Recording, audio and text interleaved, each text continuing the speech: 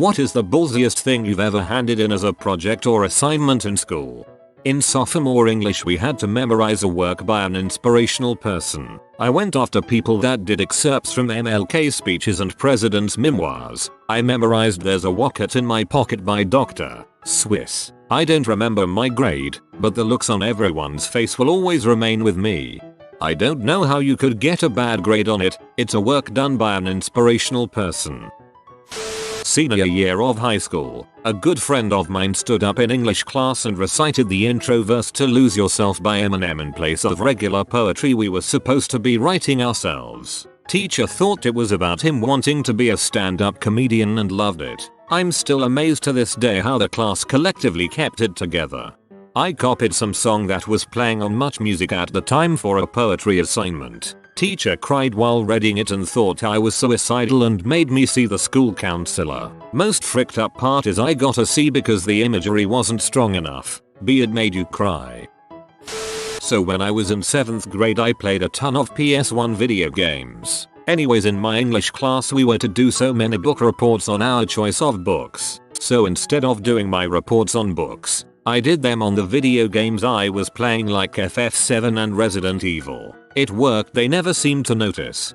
In our mythology class, we had to write our own myths related to what topics we were on. Creation, hero's journey, death, etc. My friends would just take video game or role-playing game stories and maybe change the names. One of my other friends would get so mad that they got the same grade as him after he spent hours writing his.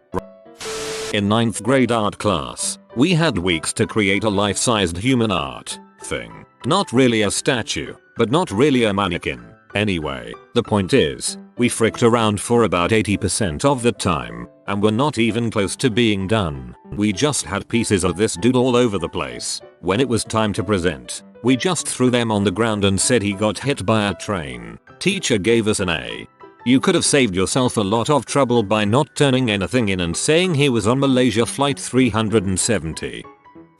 I inserted a recipe for cookies into an essay for grade 12 law class. I suspected the teacher didn't read the middle bits, just the intro and conclusions. Suspicions were confirmed. I almost handed in an essay in 2nd year university about Helen of Troy entitled Helen is a W, but that was an accident. I like to use fun working titles, and nearly forget to fix that one. I wrote a poem about jerking off for our senior year English assignment. Got a 86% on the assignment, but was asked not to read it aloud to the class when everyone else did theirs. You can't say that without telling us the poem. My senior research thesis was a 20-page term paper. It was supposed to cover the negatives of cigarettes and smoking. However, I didn't want to write a paper over the negative side of cigarettes, because that's boring. Side note, this teacher was terribly notorious for losing papers and covering it up with a fake grade. Over the course of a week after the due date, I convinced the teacher I had turned in my paper. I hadn't, and that I was extremely proud of it. I progressed to saying how eager I was for her feedback, and that I was ready to hear my grade. After a solid week, even staying after school to pester her, of incessant questioning, she tells me she finished my paper and that it was the most splendid piece of literature she'd ever had a student write. I got a 98. You know, I tried a few different approaches to term papers when I was in school, including out and out bulls, but I don't think gaslighting the teacher ever occurred to me. Capstone class for a sustainability program. There were only 9 of us. We all got really close, including our professor. We went on trips together, conventions, etc. It was a ton of work but really interesting, and the crux of the class was that we all kind of made up the curriculum as we went according to what was most relevant in sustainability at the moment. We had a ton of literature to get through, so usually we would split up the readings and then discuss it at the beginning of class and fill each other in. So the week before the end of term, Prof decided to turn what was originally supposed to be a few pages of reflection into a 10-page paper on half of one of our books that we'd each only read a chapter or two of. We were all pretty strung out at this point, and with other classes and projects it was just not going to happen. So we're all emailing and calling one another, each trying to pull this one last paper out of our butt, and eventually one of us was just like, why don't we just not do it? She can't fail all of us. She won't. We knew we would all have to agree or it wouldn't work. After an hour or so of back and forth we're all on board. Go into class on the last day to present our papers. She asks who wants to go first. We all look at each other and one of us just says yeah. We didn't do it. It was way too much work with little notice, so we just decided as a group against it. She looks at us excitedly, I kid you not, and says, is this a mutiny? To which we replied yes. She was impressed and we all got A's. She's still one of my best friends to this day. I went up intentionally unprepared to do a 10-minute verbal presentation on Lord of the Flies. My main point was I'm struggling to give a presentation unprepared, so what would it be like to be stranded on an island unprepared? I got an A. Bravo Lazebro. Was writing a final exam with different sections, multiple choice, short answer, one sentence, long answer, paragraph, and essays. For each portion past the multiple choice we only had to answer 3 or 4 out of the options given to us. If you answered anything more they would go unmarked. So it's about halfway through the exam period and I make it to the essay portion. Only it's not labeled under essay, but says long answer, with the same description as the previous section. At the time I just wanted to go home. Thought I'd do terribly anyways on the section, so I left it blank. I hand the sucker in with no one batting an eyelash of a full section missing. Once I get home my mom starts panicking that the school called. I didn't do the last year theater. So I think, well okay, I already left, I can't do much, so why worry. Before even making it to class when you all returned, the principal dragged me to the office where my teacher was waiting. She was there to tell me I failed because of leaving the biggest portion of the exam blank, and while the principal asked what was I thinking, so I told him the truth. He pulled out the exam and we looked over it. I explained I already did the portion, and in no way was there the word essay on any part of the exam. After a small chuckle he remarked he's not joking. You might want to go to class. I just need to finish talking to M's teacher. So I went back to class. A few minutes go by waiting for my teacher. She ends up being about 10 minutes late. She regretfully informs the class that their essay portion was omitted from their final exam grade because someone undermined the exam. So, I didn't do the longest portion, got a B, and was ignored by that teacher until I graduated. You were technically correct, the best kind of correct. We had to make some sort of artistic representation of the phrase never again in relation to the Holocaust. I decided to post extremely graphic picture of every genocide that had happened since the Holocaust and painted the phrase never again on top of it in my own blood. Got an A+, a spot in the display case, and a trip to the dean, the principal and the guidance counselor. I had an almost identical assignment. Mine was similar, but I'd used not my own dang blood. We had to write an argumentative paper for a college English class. Everyone wrote about things like abortion, medicinal marijuana, division of church and state. Basically very political arguments and serious topics. I argued that Seinfeld was the best sitcom of all time. Turns out when you end a paper with yada yada yada, Seinfeld is the best sitcom of all time, and the teacher is a closet Seinfeld fanatic, you get an A+. Side note, the second paper, still everyone writing about serious things. I argued that Roger Federer is the greatest tennis player ever, because the teacher always had a racket in his backpack. I felt really good about those A+s. That's how it works. Literally nothing. I was an AP student in high school and was put into a group project for history with 2 students who did 0 work. We had a few weeks to put together a poster about some religion, and when the time came to present we didn't have anything. If my group mates didn't want to do any work, I sure as heck wasn't going to do any to get them a grade. Total project was worth around 50 points. And the following week our teacher said we could get 1 point of extra credit for each can of non-perishable food we brought in. My parents took me to the dollar store and we purchased around 80 cans of food. Needless to say, there was a limit to how much extra credit you could get the following year. How the heck didn't the teacher think of that? Junior year we had to reenact the trial of Martin Luther for APMA. Everyone knew the outcome, so the guy who was picked to be the lawyer for Martin Luther used the full Chewbacca defense from South Park. Got himself a B+. If Chewbacca lives on Ender, you must acquit. My final paper for one of the last classes I need to graduate directly contradicted the professor's interpretation of a book that changed his life. I had to give an impromptu speech in class and all the topics had been written the night before and were given to you 2 minutes before your time to start. My topic read, is it time for Jeb Bush to pull out of the race? He had pulled out the night before but the topic had been written and I guess the professor forgot. I stood up, read the topic, said he already did. Then I paused awkwardly for a few seconds and said please clap. I hope you got at least some laughs for please clap.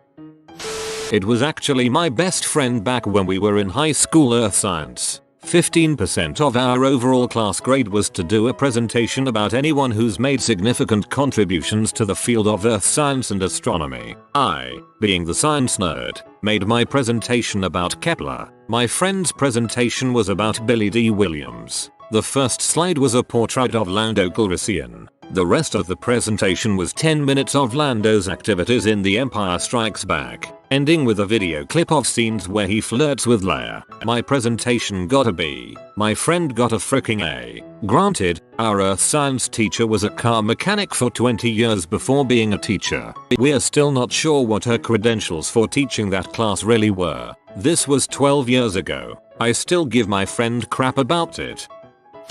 A hospital bed and an electronic counter. In high school in our senior year we have to do this huge project on anything we want. We start at the end of our junior year preparing for it. You have to do a presentation, essay and present it in front of the school. One kid in my class did his on HIV/AIDS. He got the bed from the local hospital. For the whole week he placed it on the stage. Behind it was the counter and it counted non-stop. His day to present his project was on the last day. No one knew what it was on. Now the bed and counter were there when others were doing theirs. He went onto the stage and pointed to the counter and said that's how many people died this week of HIV and AIDS. And he walked off. Not ballsy to some but it was in its own way, given how much effort you were supposed to put into it and it was very powerful.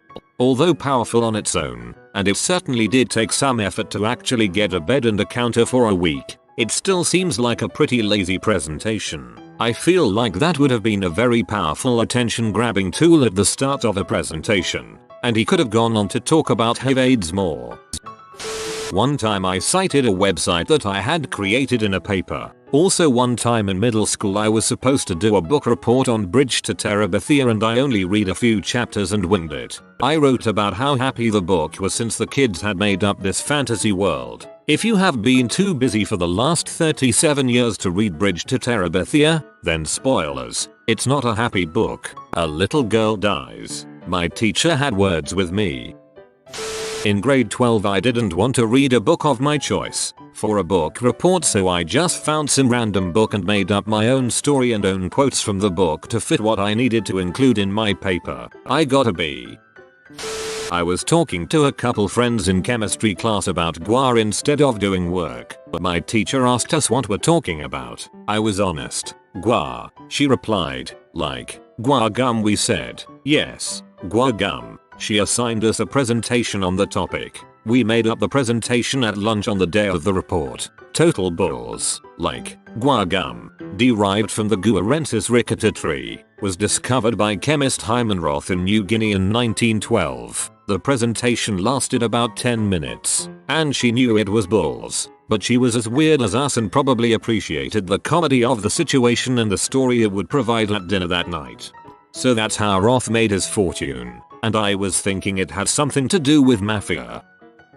In my senior year of high school I had to retake an English course from my freshman year. It was a relatively easy course for my level at the time, except for the final project. The final project was an unnecessarily long 8-page study report on someone we considered a hero, including a 4-page essay and detailed PowerPoint. It was 2012, and the release of Skyrim kept all of this from happening. So the night before my PowerPoint presentation, not done at all, was scheduled, I threw my Hail Mary. I pulled the project from my freshman year out of the archives of my laptop, without really looking at it. But due to my overconfidence and ignorance, I freaking forgot that this was the project that actually failed me in freshman year. So when I got up in front of the projector and finally realized my fatal mistake, it was too late. Projected on the white canvas behind me, a childlike mishmash of poorly chosen clip art and slide transitions dedicated to the lead singer of My Chemical Romance. Gerard Way. I felt everything in my body begin to die. I felt 30 pairs of eyes drill intense judgment into my skull. I felt shame. I couldn't escape it, so I just ran with it. For 5 minutes I improvised the most passionately spoken, crap-filled speech straight out of my butt. I told of how his music gave hope and joy to kids all over the country, how he cared about all of his fans, and how he broke through the wall that was the punk stereotype. Final grade 195/200 points. I missed the points because I forgot to cite one of my sources in my essay. Teacher's note, shows improvement. I had an assignment to turn in about the government and news related for class, and it was right before Christmas break. What I turned in was a 5-page essay on the spirit of Christmas. I got an A+. I don't know if it really hit her in the feels or something, but it worked. In my Greek mythology class we were given an assignment to write a 2,500 word essay on one famous Greek figure in their mythology and how they affected Greek life. In my gender studies class we had to write a 2,500 word essay about an oppressed woman and how she changed the world she lived in. I wrote an essay about Pandora and how her story created the misogynistic worldview of ancient Greece. 2 assignments, 1 essay, for both of them. You had an unimaginative gender studies professor. Our assignment, write an essay on a travesty and how it could have been avoided. My essay's opening paragraph. Many teachers have attempted to squash my thirst for original thought. I thought I was going to make it out of college with my creativity still firmly in place. That was until I met a professor named. This is where I named the professor of this class. The rest of the essay goes on to describe how this professor successfully stripped me of all my original thoughts. My essay's grade, A. Wrote a short story about a cop who was under investigation for police brutality. One night on the job he hesitated and was killed by an armed suspect. I got a good grade, but I had to read it out loud to the class followed by a Q&A. The class was not happy. We had to make a webpage on any topic, so I picked flesh-eating viruses complete with gruesome pictures. Teacher's comment, after spitting out my tea and getting my composure, B+. In my consumer economics class, a required course to graduate, I had a rather lazy teacher. He would barely flip through our assignments and pass them back at the end of class and everyone got 100s. Now I know it's cool that we all got 100s, but I went to a high school where many teachers make 6 figures, so it bothered me that he put no effort into his job. So he assigned a project where we were supposed to arrange a meeting with the financial planner and discuss our future. That was it, no other specifics. So I decided I wasn't going to do it and instead write a bullcrap paper of the specified length and see if he would notice. The first paragraph was kosher, but the rest of it was about my magical experience at the bank where I walked in and leprechauns handed me sacks of gold and I rode around on a unicorn and said things like, "I know you're not reading this, mister." I think I wrote about 3 pages of that. Turned it in and got a 100. After I graduated I sent him an email with the paper I turned in and he was, needless to say, pretty peeved about it. He even confronted me about it when I returned to the school and tried to lecture me about how I missed out on the opportunity to learn. I looked him straight in the face and said, "Sorry mister, you had a whole year to teach me, but you missed the opportunity." Was it passive aggressive, risky, and childish? Yes, but I became somewhat of a legend for it. I went back maybe 5 years later to see some old coaches and track practice. The coach introduced me to the guys and one of them asked, "Are you the one who wrote that paper about the leprechauns and got 100 on it?" I knew a guy who once took a few hits of acid and wrote a paper for English in grade 11. He handed it in. When confronted, the teacher asked him, "What the frick is this?" and he responded, "You're the teacher. You figure it out." Apparently it started with words, then unknown symbols and morphed into scribbles and drawings and smudges. This mouse is looking for friends in the comments. Comment mouseboy to befriend him. If you are new to the channel, you can subscribe. I publish new videos every day. Until then, check another video, or don't. Either way, have a great day you magnificent people.